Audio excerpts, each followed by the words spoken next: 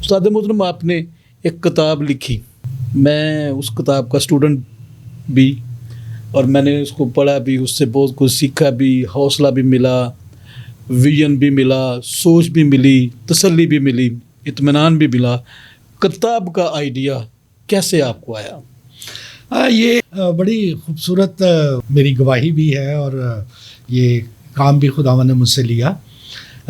Basically جب میں transformation کا سارا عمل دیکھ رہا تھا، لوگوں کی زندگیوں میں تبدیلی دیکھ رہا تھا، خداوند کے کلام کی وجہ سے ہمارا ان کے ساتھ ملنا، کاؤنسلنگ، اور جیلوں میں جب ہم وزٹ کرتے تھے تو عام طور پہ الاؤ جو تھا وہ 1 گھنٹہ تھا جیل کے اندر جانے کا، لیکن میں وہاں پہ 4-4 5-5 گھنٹے بھی ان کے ساتھ گزارتا تھا۔ میں نے سوچا کہ میں چونکہ اکیلا ہوں تو میں تو ایک ہی جیل میں ایک وقت میں جا سکتا ہوں، لیکن پاکستان میں تو 90 سے زیادہ جیلیں ہیں، تو وہاں پہ بھی تو ایسے خداوند کے کلام کے متلاشی اور رہائی کے متلاشی اور وہ سارے لوگ بیٹھے ہیں، تو ان کے لیے میں کیا کر سکتا ہوں۔ تو میں نے ایک کتاب لکھی، بیسیکلی اس کو کتاب تو نہیں کہہ سکتے، لیکن ایک وہ میری ذاتی جو میرے ایکسپیرینسز ہیں اس کے وہ لکھی۔ تو اچھا، لکھنے میں بھی نا میں اب آپ کو یہاں پہ یہ ضرور بتاؤں گا کہ فادر ایمینول آسی ہیں، وہ ایک مکتب چلا رہے ہیں، بہت مکتبہ عناوین، ہاں جی، مکتبہ عناوین چلا رہے ہیں، تو ایک سیمنری بھی ہے ان کی سادوکی میں۔ جی تو میں ان کو 2-4 دفعہ ملا، تو میں ان کے ساتھ اسی طرح سے قیدیوں کی ٹرانسفارمیشن کی سٹوریز ڈسکس کرتا تھا، بتاتا تھا ان کو۔ تو وہ مجھے ہمیشہ کہتے تھے کہ یار ہے جی تو مینوں سٹوری سنائی ہے، یہ کسی ویلے لکھ کے تے لیا۔ تو میں چونکہ لکھنے میں بہت لیزی تھا تو میں نہیں لکھتا تھا، تو 1 دفعہ ہو گیا، 2 دفعہ، تو ایک دن فادر جی نے نا بڑا وہ مجھے موڈ سا بنایا اپنا کہ یار میں نے کئی دفعہ کہا ہے تو یہ نہیں سنتا۔ تو میں نے سوچا، میں نے دیکھا، میں نے کہا شاید فادر جی ناراض ہو گئے، تو میں نے نا زبردستی لکھنے کے لیے بیٹھا اور پھر لکھتا چلا گیا، اور متفرق قسم کی چیزیں تھیں، میں ان کو لکھی جا رہا تھا، مختلف ٹیسٹ بنی تھی، مختلف باتیں جو بھی میرے ذہن میں آ رہا تھا، تو وہ لکھتے لکھتے وہ کوئی 100-150 پیجز بن گئے، اور میں جو بھی لکھ لیتا تھا تو پھر مجھے یہ ہوتا تھا نہیں یار یہ اتنی باتیں، وہ فلانی والی بات لکھتے ہیں، تو میں وہ اس کے بارے میں لکھنا شروع کر دیتا۔ تو وہ ایک دن مجھے فادر جی کا فون آیا، تو میں نے ان کو کہا، میں نے کہا میں آنا چاہ رہا ہوں، تو میں نے کہا آ جا۔ تو میں نے وہ فائل میں وہ سارے پیپر جو تھے، وہ جو بھی میں نے لکھا تھا وہ لکھ کے فائل میں ڈالا، تو میں ان کے پاس چلا گیا، تو میں نے ان کو کہا کہ یہ میں نے کچھ لکھا ہے لیکن مجھے سمجھ نہیں آ رہی، مجھے نہیں پتا میں نے کیا لکھا، آپ اس کو ذرا رہنمائی فرمائیں۔ تو مجھے آج بھی ان کا وہ ایکشن جو ہے نا وہ ان کا یاد ہے، جیسے ہی انہوں نے بات سنی تو ایسے اچھا، تو میرے ہاتھ سے فائل ایسے چھین لی، تو چھین کے نا تو ایسے دیکھ کے کہتے ہیں اچھا تو ہوں جا، تو پھر میں تینوں فون کرا۔ میں آ گیا گھر، صبح 7 بجے مجھے فون کر دیا دوسرے دن، تو مجھے کہتے ہیں ناشتہ کر لیا؟ میں نے کہا جی نہیں ابھی نہیں کیا۔ تو پھر آجا ناشتہ کریے، بلایا اپنے پاس، ناشتہ کیا ہم نے، تو مجھے وہ فائل دے کے نا تو کہنے لگے کہ میں نے سارے دیکھ لیے، جو وہاں پہ میں نے سجیشنز دی ہیں، جو میں نے عنوان بنائے ہیں، جو میں نے پیراگرافس بنائے ہیں، جو میں نے ابواب بنائے ہیں، ان کو اسی طرح سے ترتیب دو، اور جہاں پہ میں نے کہا ہے کہ یہاں پہ مٹیریل اور ڈالو، اس کو بیبلیکلی ثابت کرو، تو وہ سارا کچھ اس کو درست کر کے لاؤ۔ تو اس طرح سے جب میں وہ واپس لے کے آیا، میں نے اس پیپرز کو دیکھا اور پھر ان کی انسٹرکشن کے مطابق کیا، تو میں نے دیکھا کہ وہ تو پوری کتاب کی شکل اختیار کر گئے تھے۔ تو کتاب کی بہت ساری گواہیاں میرے پاس، اتنی گواہیاں ہیں کہ اگر میں 24 گھنٹے بھی وہ ان کو شیئر کرتا رہوں تو وہ شاید ممکن نہیں ہے کہ میں ان کو سمیٹ سکوں۔ لیکن کتاب کی وجہ سے بہت سارے لوگوں کی زندگی میں بہت سارا عمل ہوا، بہت سارا تبدیلی آئی. اور مجھے یاد ہے کہ میں نے وہ کتاب اپنے کسی دوست کے ذریعے دبئی بھجوا دی. تو جس چرچ میں وہ جاتے تھے تو وہاں کے پادری صاحب کو انہوں نے بتایا، تو انہوں نے وہ کتاب جو ہے وہ خود پڑھی اور دوسرے دن چرچ میں اناؤنس کیا کہ یہ کتاب میں نے پڑھی ہے اور یہ میری زندگی کی بہترین اور خوبصورت کتاب ہے. آمین. اور میں چاہتا ہوں کہ ساری کلیسیا اس کو پڑھے. اور میں نے لاسٹ پہ وہ کتابیں رکھی ہیں اور ساتھ میں نے ایک پیپر رکھا ہے، پین رکھا ہے. جو شخص وہ کتاب اٹھائے وہ اپنا نام لکھے، نمبر لکھے اور ٹائم بتائے کہ وہ کتنی دیر میں پڑھ کے واپس دے گا. بیوٹیفل. تو مجھے ایک ای میل آیا اسی چرچ کے ایک کانگریگیشن کے ممبر کا. اس نے کہا کہ اس نے میرے پادری صاحب کو ای میل کی. اس نے کہا کہ مجھے بڑی خوشی ہوئی ہے کہ ہمارے چرچ کے ممبر نے یہ کتاب لکھی ہے، تو آپ اس کو میری طرف سے یہ ای میل بھیجیں اور ان کو بتائیں کہ اس طرح سے یہ واقعہ ہوا.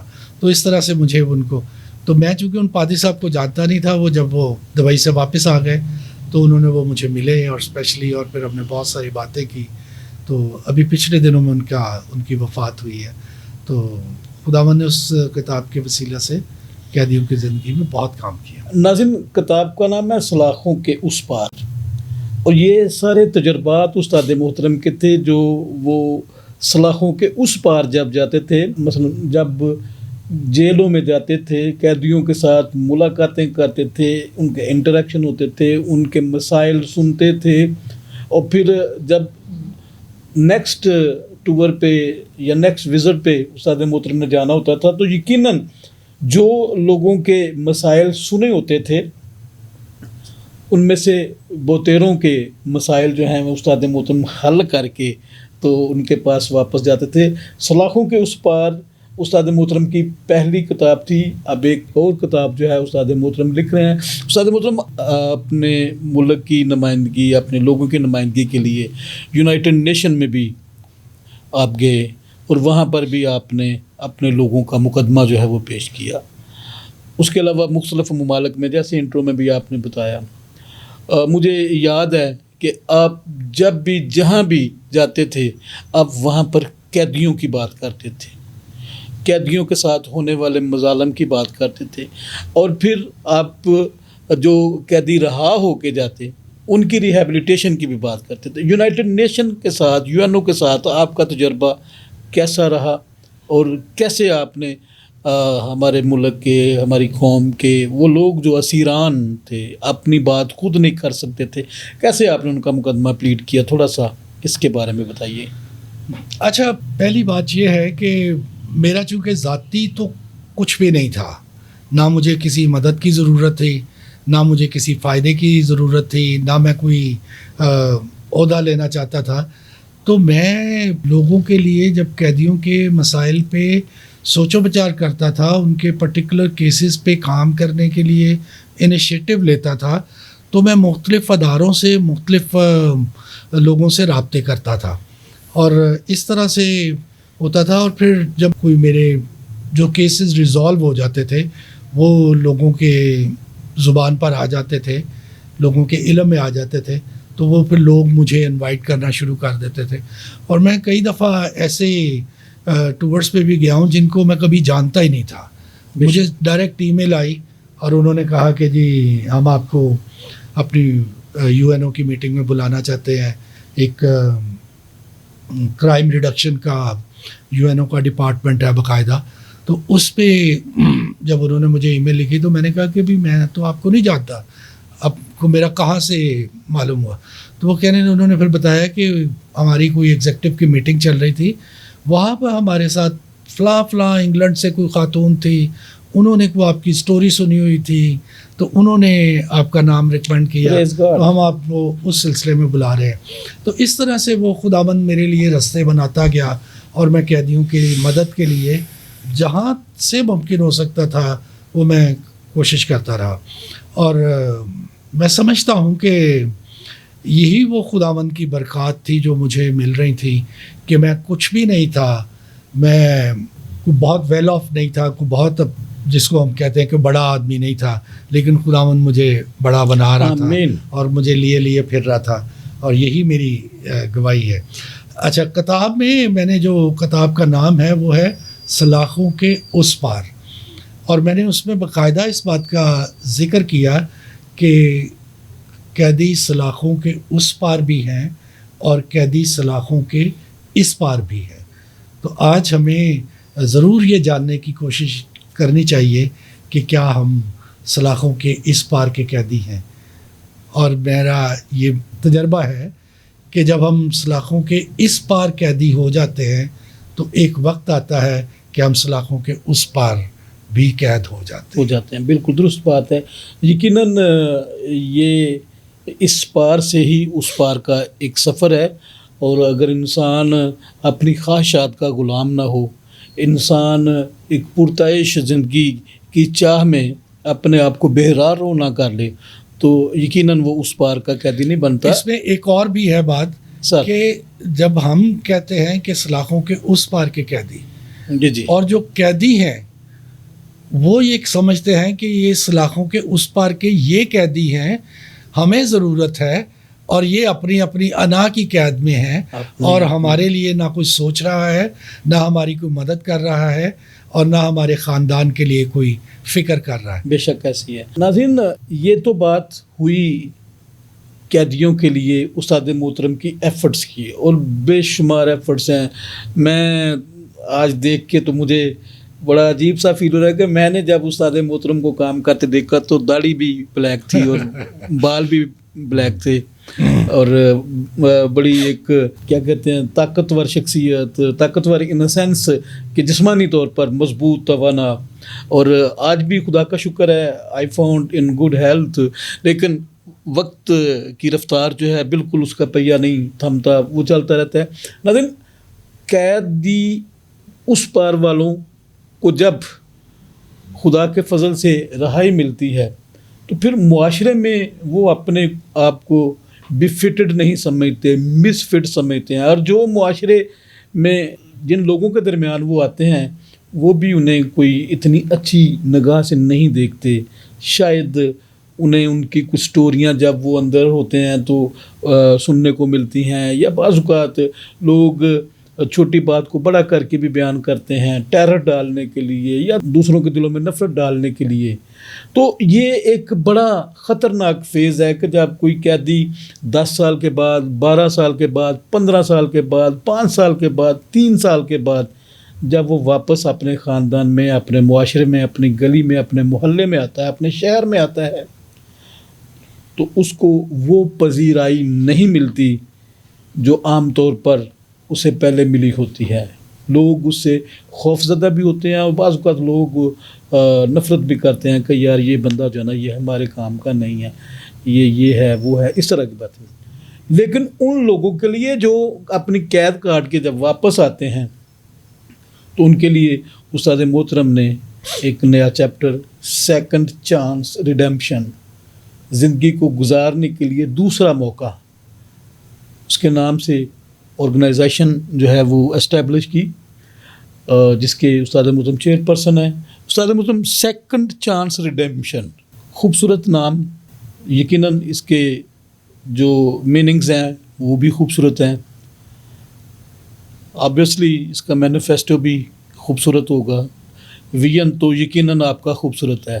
اس کے بارے میں آپ بتائیے. جیسے ابھی آپ ذکر کر رہے تھے، دیکھیں ہم نے یہ ایکسپیرینس کیا ہے معاشرے میں، بلکہ یہ ساری دنیا میں. میں چونکہ انٹرنیشنل پریزن چیپٹر ایسوسیشن کا بھی میں اسٹیئرنگ کمیٹی تھا، پورے ایشیا کو میں لیڈ کرتا تھا، تو ہمارے پاس بہت ساری سٹوریز، بہت ساری ہم نے اسٹڈیز کی ہیں مختلف کیسز کو، مختلف ایشوز کو. تو یہ صرف ہمارا معاشرہ نہیں، امریکہ میں بھی ایسا ہی ہے، یورپ میں بھی ایسا ہی ہے کہ جب کسی کے اوپر وہ ایک سٹگما لگ جاتا ہے کہ یہ جیل سے، یہ جیل ورڈ ہے، یہ پرندہ جیل سے آیا ہے، تو وہ فیملیز، ایون ان کی اپنی فیملیز ان کو قبول نہیں کرتی. تو ان کو اپنے معاشرے میں بحال ہونے کے لیے ایکسٹرا ایفرٹس کرنے پڑتے ہیں. میرے ایک استاد تھے جن سے میں نے ریسٹوریٹو جسٹس پڑھا ہے کینیڈا کوئنز یونیورسٹی میں.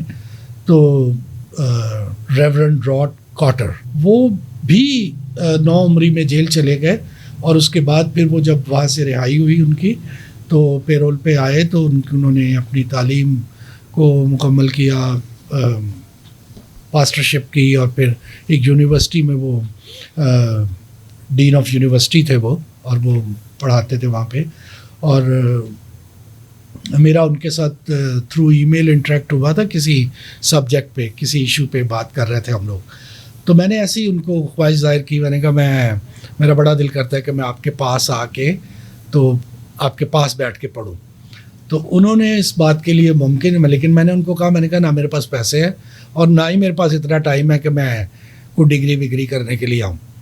तो उन्होंने मेरे लिए फिर ये एक शॉर्ट कोर्स डिज़ाइन किया, उन्होंने मुझे स्पॉन्सरशिप दिलवाया और फिर सारा कुछ अरेंज करके तो 3 महीने के बाद उन्होंने मुझे ईमेल किया और उन्होंने कहा कि ये मैंने ये जो स्टेप्स बनाए हैं इनको फॉलो करो तो तुम मेरे पास आ जाओगे। तो फिर मैं ठीक 1 साल के बाद उनकी यूनिवर्सिटी में 26 और स्टूडेंट के साथ, दुनिया से मुख्तलिफ स्टूडेंट्स के साथ बैठा पढ़ रहा था। तो उन्होंने पूरी क्लास को कहा कि ये जो स्पेशल कोर्स है ये इसकी आइडिया पे डिज़ाइन किया गया, ग्रेट, और तुम लोग सब इसका शुक्रगुजार हो क्योंकि जो इसने आइडिया शेयर किया था उस पर मैंने ये इंटरनेशनल डिप्लोमा डिज़ाइन किया।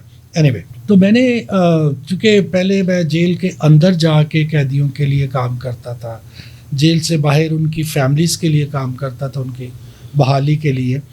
तो अब मैं चूँकि उम्र के उस हिस्से में हूँ कि अब मैं एक ऐसा प्रोजेक्ट डिज़ाइन करना चाहता हूँ, कर रहा हूँ, सोचो विचार कर रहा हूँ, उनको उसके ऊपर हम काम कर रहे हैं, जो जब लोग जेल से बाहर आएँ और वो अपनी ज़िंदगी को डिसिप्लिन करें।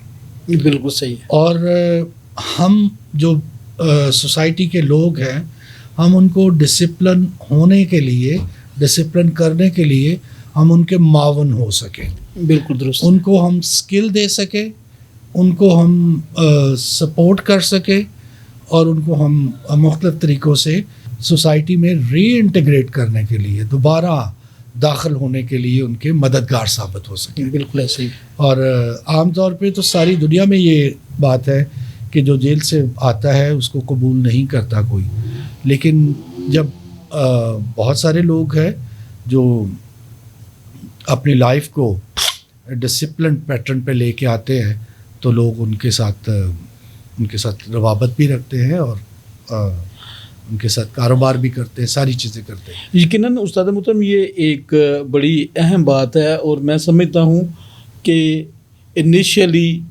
चीज़ें मुश्किल होती हैं, लेकिन वक्त के साथ साथ इस रो में जब बंदा साथ साथ चलता है तो चीज़ें जो हैं वो और ज़्यादा खूबसूरती के साथ हो जाती हैं।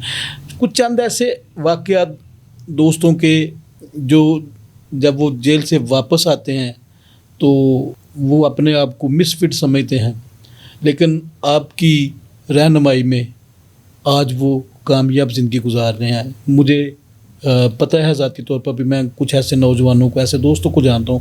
मैं चाहता हूँ कि ये एक ऐसी मोटिवेशनल स्टोरी जो है वो हमारे नाज़रीन तक जाए कि नाज़रीन जाने के वाकई जो है आपका ये अमल जो है ये लोगों के लिए एक मशले राह बन जाता है और लोग जो अपने आप को फेल्ड सिटीज़न समझते हैं, मोटिवेशन से वो सक्सेसफुल स्टोरी बन के सामने आते हैं। कोई स्टोरीज़ आप शेयर करना चाहेंगे? एक स्टोरी तो आपको मालूम ही है जी, सुहेल, ये हमारे दोस्त हैं, साथी हैं, हमारे भाई हैं। तो वो भी एक कत्ल के केस में 10 साल जेल में रहे। जी बेशक। और चूँकि जेल ने उनको बहुत सारा पॉलिश किया था, बहुत सारा उनको रगड़ा लगाया था, तो वो जब बाहर आए तो वो बहुत सारा, मैंने अपनी किताब में इस बात का जिक्र किया है कि जब कोई कैदी जेल से रिहा होता है तो वो अपने अंदर बहुत सारे ख्याल, बहुत सारी चीज़ें, बहुत सारी ख्वाहिशें, बहुत सारे प्लान लेके आता है, बहुत से ख्वाब लेके आता है, बहुत सारे ख्वाब लेके आता है। लेकिन अनफॉर्चुनेटली हमारे पास कोई ऐसा इंफ्रास्ट्रक्चर नहीं है कि हम उनको, उनके ख्वाबों को, उनके ख्यालों को, उनके उन चीज़ों को, सोचों को, ان کی سوچ کو آگے بڑھنے میں ہم ان کے مددگار ہو سکیں. بے شک ایسے. اسی طرح سے یہ جب نوجوان آیا تو میں نے اس کو اپنے گھر پہ بلایا اور اس کو میں نے پوچھا تو اس نے مجھے اپنا آئیڈیا دیا. تو میں نے اس کے آئیڈیا کو نہ صرف ریجیکٹ کیا بلکہ میں نے اس کو کہا کہ آپ نے یہ نہیں کرنا, آپ اس طرح سے کام کریں.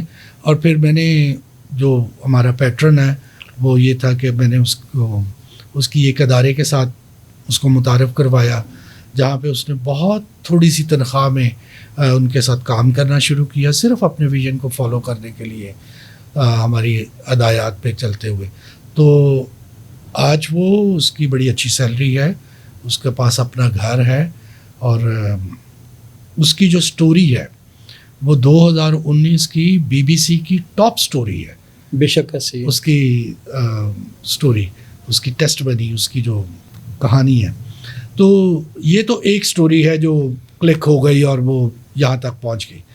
لیکن بہت سارے لوگ ہیں, مجھے ابھی چند دن پہلے ایک پادری صاحب کا فون آیا گجرانوالے سے, تو وہ بہت زیادہ مجھے انسسٹ کر رہے تھے کہ جی آپ کسی وقت چکر لگائے, ہمیں ملیں, میری فیملی آپ کو ملنا چاہتی ہے. وہ نوجوان ڈرگس ٹریفکنگ میں 2 دفعہ جیل آ چکا تھا.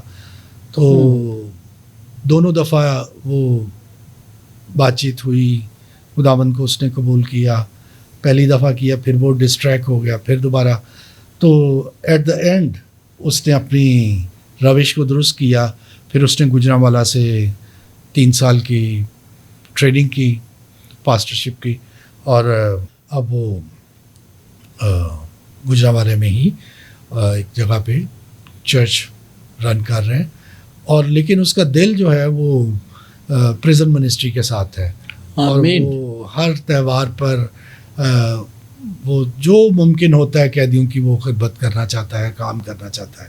اسی طرح سے اور بھی بہت سارے ہیں. ابھی آپ نے جس کا ذکر کیا پریزن فیلوشپ کا آپ ذکر کر جی جی جی اس وقت جو پریزن فیلوشپ کے ایگزیکٹو ڈائریکٹر ہے جی جی وہ بھی لائف امپریزنمنٹ جیل میں گزار کے آئے ہیں. اوکے. تو اب وہ بھی فل ٹائم پادری ہیں. انہوں نے کراچی سیمنری سے کیا تھا, اور اب وہ جو ان کو سمجھ آ رہی ہے جیسے خداوند ان کو استعمال کر رہا ہے, آمین, کام کر رہے ہیں. اور بہت سارے ہیں, بہت سارے ایسے ہیں جن کی گواہیاں ہیں, جن کے. اچھا, میں یہاں پہ نا ایک بات آپ کو بتاؤں. میں جب 2000 میں ٹریننگ کر کے آیا ایڈوانس لیڈرشپ کی, تو مجھے بہت ساری کتابیں اور بہت سارا مٹیریل میرے پاس تھا. لیکن میرے پاس جیل کے علاوہ میرے پاس کوئی ایسا پلیٹ فارم نہیں تھا, کوئی ایسی جگہ نہیں تھی جہاں پہ میں لوگوں کی لیڈرشپ ٹریننگ کر سکتا. تو میں نے کیا کیا کہ میں نے وہی سارا جو مٹیریل میرے پاس تھا میں نے وہ قیدیوں میں ڈسٹریبیوٹ کر دیا. قیدیوں کو وہ میں نے سکھا دیا. اور ایک دفعہ میں ایک قیدی کے بھائی کو ملا, تو وہ اتفاق سے میرے سیشن میں تھا لیڈرشپ کے. تو بعد میں وہ مجھے کہتا او اب مجھے سمجھ آئی کہ میرا بھائی جو کچھ باتیں اب کر رہا ہے وہ کس وجہ سے کر رہا ہے. آمین. تو اب مجھے سمجھ آئی. تو اس کی میں اسٹوری آپ کو پلیز بتانا چاہتا ہوں. اس کا نام بھی سہیل ہے. تو وہ ایک کیس میں جیل چلا گیا. تو جو اس کا مدعی تھا وہ بہت پاورفل آدمی تھا, گورنمنٹ ملازم تھا, اور وہ اس نے اس کی فیملی کا ستیہ ناش کر دیا. اس کی بیٹی ابارشن میں ماری گئی تھی. تو اس کے ماں باپ کو بڑا غصہ تھا. اس کے باوجود مجھے پتا تھا کہ وہ گریجویٹ ہے قیدی, اور میں بڑا اچھا لسنر تھا, بڑی اچھی اس کے اندر تبدیلی آ رہی تھی. تو میں نے اس سے پرومس کیا اور اس کے مدعی کے پاس گیا 1 دفعہ 2 دفعہ 4 دفعہ. تو ایک دن اس کا مدعی مجھے کہنے لگا کہ مجھے ایک بات سمجھ نہیں آتی, اب جب بھی میرے پاس آتے ہیں تو وہ شام میری بہت بری گزرتی ہے, مجھے غصے میں گزرتی ہے, اور میں یہ ہمیشہ یہ پلان کرتا ہوں کہ اب اگر آپ آئے نا تو میں آپ کے ساتھ بہت برا کروں گا. لیکن پھر آپ میرے پاس آتے ہیں, میں آپ کو چائے بھی پلاتا ہوں, بسکٹ بھی کھلاتا ہوں, آپ کی بات بھی سنتا ہوں, لیکن میں آپ کو یہ کہتا ہوں کہ میں نے اس کو معاف نہیں کرنا. تو میں نے ان کو ایک دفعہ کہا, میں نے کہا دیکھیں کلام میں یہ لکھا ہے معافی کے لیے، تو اس نے اپنا معافی کا پیغام میرے ذریعے آپ تک پہنچا دی ہے. آپ نہیں معاف کریں گے نہ کریں، لیکن یہ میرا ایمان ہے کہ خداوند نے اس کو معاف کر دیا ہے. آمین. تو وہ اتنا پاورفل ہونے کے باوجود وہ کیس ہارا، وہ قیدی رہا ہوا. اور رہائی کے اوپر ایک بڑی خوبصورت گواہی ہے آمین. کہ مجھے معلوم تھا کہ 27 تاریخ کو اس کی اکویٹل تھی، اس کا فیصلہ تھا. تو مجھے یہ تھا کہ وہ 27 تاریخ کو صبح فیصلہ سنے گا، شام کو وہ گھر پہ ہوگا. تو میں شام کو اس کے گھر پہ چلا گیا. تو جب میں اس کے گھر گیا تو اس کی والدہ کو میں نے کہا وہ کدھر ہے سہیل؟ تو کہنے لگی کہ مجھے وہ کہہ رہے ہیں کہ پادری صاحب تھانوں نہیں پتا وہ تو جیل سے. تو میں نے کہا آج تو وہ فیصلہ سی، آج تو وہ رہائی ہونی سی. تو اس کی ماں رونے لگ پڑی. تو کہنے لگی کہ کیا آپ کو پورا یقین ہے وہ رہا ہو جائے گا؟ تو میں نے اس کو کہا، میں نے کہا وہ نہ صرف رہا ہوگا بلکہ یہ ڈائری میں نے نا کچھ قیدیوں کے نام لکھے ہوئے تھے. تو وہ ایسا تھا کہ 30 اسی مہینے کی 30 تاریخ کو اسلام آباد چرچ میں مجھے کچھ قیدیوں کو لے کے جانا تھا. وہ عبادت ہم نے کروانی تھی وہاں پہ، اور ان قیدیوں نے گواہی دینی تھی. تو میں نے پہلے سے نام لکھے ہوئے تھے، اور اس لڑکے کا میں نے ایڈوانس نام لکھ لیا تھا کہ یہ he was in the jail. He was in the jail. اس کا فیصلہ بھی نہیں ہوا تھا. My God. تو وہ جیل یہ ایمان ہے. Yes. This is the تو faith. 27 تاریخ کو میں اس کے گھر چلا گیا اس کو ملنے کے لیے. پتا چلا کہ جی نہیں وہ دیتے 2 دن وہ اس نے ڈیٹ دے دی ہے. تو میں نے اس کی ماں کو تسلی دی. میں نے کہا فکر نہ کریں، وہ 30 کو میرے ساتھ جائے 30 کو میرے ساتھ جائے گا اسلام آباد. Hallelujah. پھر 29 کو وہ باہر آ گیا. Praise God. 30 کو وہ میرے ساتھ اسلام آباد Such a گیا. beautiful اور testimony. اسلام آباد جو ہمارا انگلیکن چرچ ہے سینٹ تھامس، ہاں جی. وہاں پر جب میں نے اس کے بارے میں یہ اپنی گواہی بتا کے تو اس کا تعارف کروایا تو پوری کلیسیا نے کھڑا ہو کے تو تالیاں بجا بجا کے اس کو ویلکم کیا اور اس کی ٹیسٹمنی سنی. تو خداوند اس طرح سے اپنا کام کا اپنے نام کو جلال دیتا ہے. بے شک میری زندگی سے، دوسروں کی زندگی سے، بشرطے کہ ہم اپنے آپ کو اویلیبل کریں. میں آپ کو نا اس کے ساتھ ہی اپنی چھوٹی سی ایک اور موٹیویشنل دعائی دے دیتا ہوں پلیز. کہ میرے پاس پیسے نہیں ہوتے تھے. جب میں نے بزنس کلوز کر دیا تو میرا سب سے پہلا یہ تھا کہ میرے پاس پیسہ ختم ہو گیا. ظاہر ہے. تو جو بھی میرے پاس کیس آتا تھا یا جو بھی کام آتا تھا، تو میں جو بائبل میں وہ لازر کی سٹوری ہے نا، تو اس میں ایک لکھا ہے اور لازر کو امیر آدمی کے در پر ڈالا گیا تھا. تو میں یہ کہتا تھا کہ خداوند نے یہ کیس میرے حوالے کیا ہے. آمین. تو میں اس کو لے کے تو چل پڑتا تھا، اور میں بالکل اس کی پرواہ نہیں کرتا تھا کہ میرے پاس پیسے نہیں ہیں. تو خداوند مجھے مہیا کرتا تھا، اور میں اس کے لیے چاہے جتنا بھی ایکسپینس ہوتا تھا وہ خداوند مجھے مہیا کرتا تھا. اور خداوند چونکہ وہ خداوند یری یہوہ یری ہے، مہیا کرنے والا ہے، تو وہ مہیا کرتا تھا. میری نا بیٹی نے گریجویشن کے لیے ایف سی کالج میں ایڈمیشن لیا. تو ابھی 4-5 دن ہوئے وہ کالج گئی. تو اس نے جب وہ امریکن ایڈمنسٹریشن دیکھی، کالج کا سارا ماحول دیکھا، تو ایک دن وہ نکلا باہر آئی. جب میں اس کو لینے کے لیے باہر کھڑا تھا تو بڑی چہکتی ہوئی نا اس نے مجھے کہا کہ بابا I have decided one thing. میں نے کہا کیا؟ تو کہتی ہے کہ میں اپنا ماسٹرز جو ہے وہ کسی فارن یونیورسٹی سے کروں. تو میں بڑا خوش ہوا. میں نے کہا یس ٹھیک ضرور. تو بڑے آرام سے مجھے کہتی ہے پیسے آپ کے پاس ہے نہیں ہے، اور آپ نے فٹافٹ کہہ دیا کہ جی ہاں ضرور.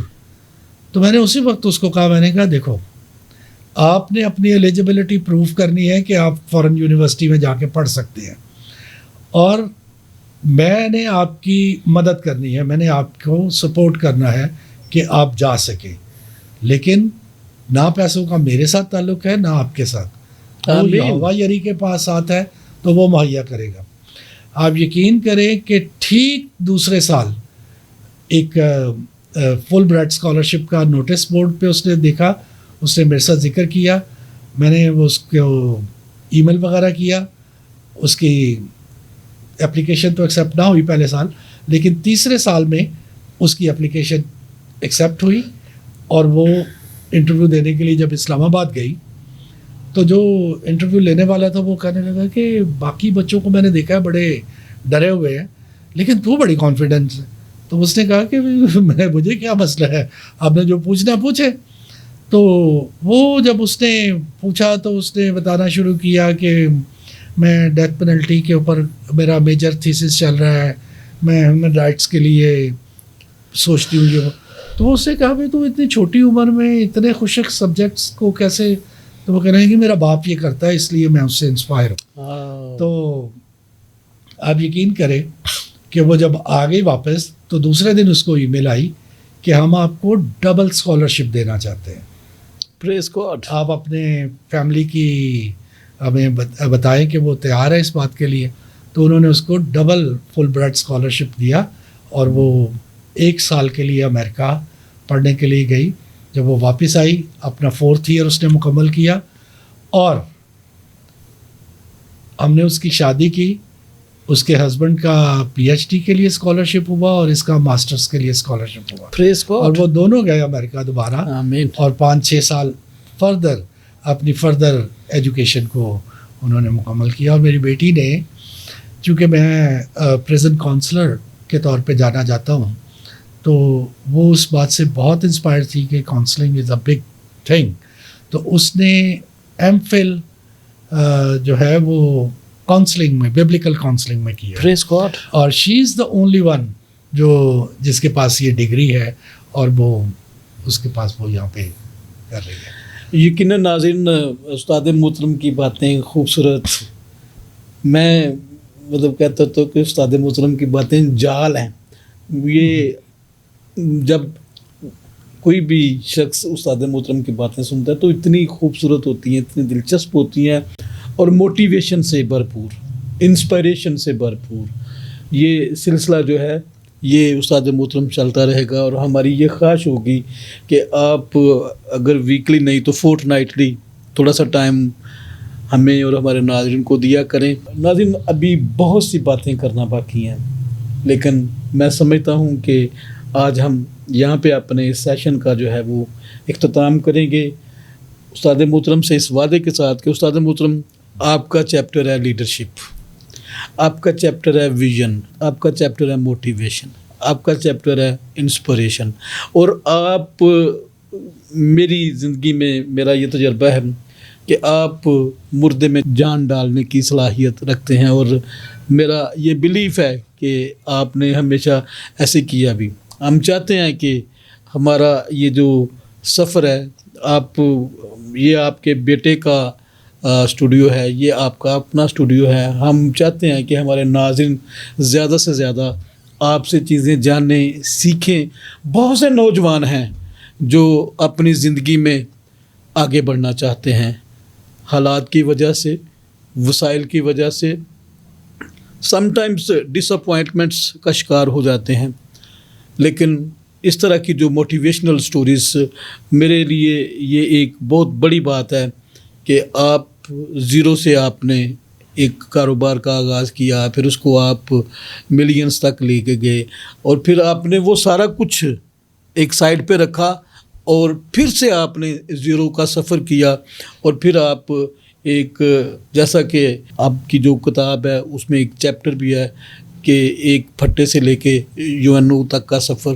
یقیناً یہ انسپائرنگ ہے اور یہ ہمارے نوجوانوں کے لیے بہت زبردست قسم کی موٹیویشن ہے. اور میں 60 ایئر کا ہو گیا ہوں اور یہ میرا تیسرا زیرو سے سٹارٹ ہے.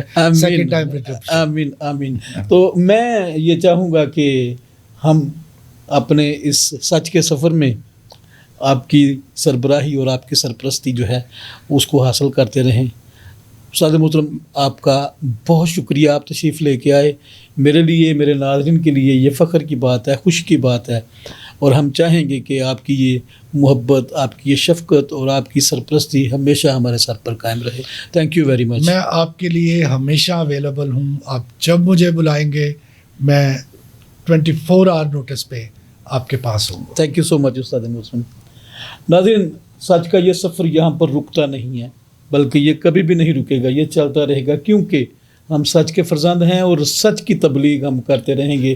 آج میرے استاد محترم یہاں پر موجود ہیں اور میں ان کے سامنے جو شفقت اور محبت انہوں نے ہمیشہ میرے ساتھ رکھی، میں اس ساری شفقت اور محبت کو گواہ بنا کے یہ بات کرتا ہوں. ہمارا یہ سچ کا سفر ہے، ہم بلیک میلنگ والی صحافت نہیں کرنا چاہتے، ہم ایسے کام نہیں کرنا چاہتے جس کی وجہ سے ہمارے ناظرین جو ہیں ان تک کوئی بیڈ امپیکٹ جو ہے وہ جائے. ہم چاہتے ہیں کہ ہم سچ اور حق کی بات کریں اور سچ اور حق آپ تک لے کے آئیں. آج کے اس پروگرام میں آپ کا بہت شکریہ، آپ کی حمایتوں کا شکریہ کہ آپ نے ٹائم دیا، وقت دیا. نوجوانوں کے لیے سیکھنے کا عمل ہے، ہم چاہتے ہیں کہ بہت سے نوجوان اس سے سیکھیں. مجھے طارق سراج چودھری اور میرے کیمرہ مین طارق پیارا کو اجازت دیجیے، پھر ملیں گے ایک نئی مہمان شخصیت کے ساتھ. تب تک کے لیے پاکستان زندہ باد.